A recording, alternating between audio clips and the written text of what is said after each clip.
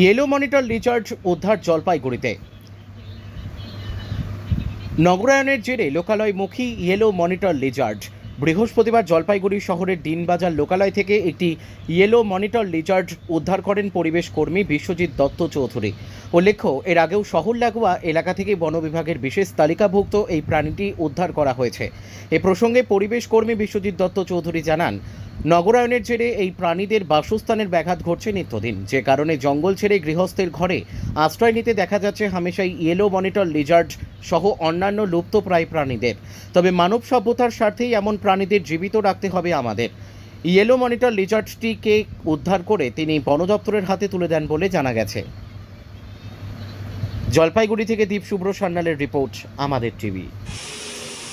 জলপাইগুড়ি ও জলপাইগুড়ি শহর সংলগ্ন এলাকায় যে এলাকা আছে, সেই সব এলাকাতে বিভিন্ন সময় দেখা যাচ্ছে monitor Lizaad, yellow monitor Lizaad এই ধরনের প্রাণীগুলো বেরিয়ে আসছে, মানুষের ঘরে ঢুকে পড়ছে।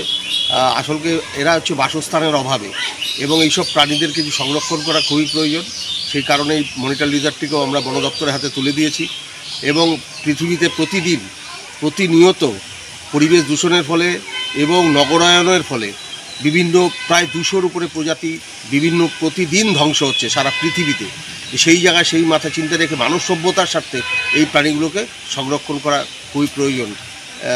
এবং এদেরকে যদি কোনোরকমভাবে দেখেন আপনারা কেউ রাস্তাঘাটে বা কোনো জায়গায়, সেখানে সাবধানতার সাথে প্রাণীটার যেন কোনো ক্ষতি না হয়, এবং বন দপ্তর অথবা পরিবেশ কর্মী যারা আছেন তাদেরকে অবশ্যই খবর দিয়ে তাকে উদ্ধার করানোর জন্য উপযুক্ত ব্যবস্থা গ্রহণ করবেন। এটি সকলের কাছে আবেদন।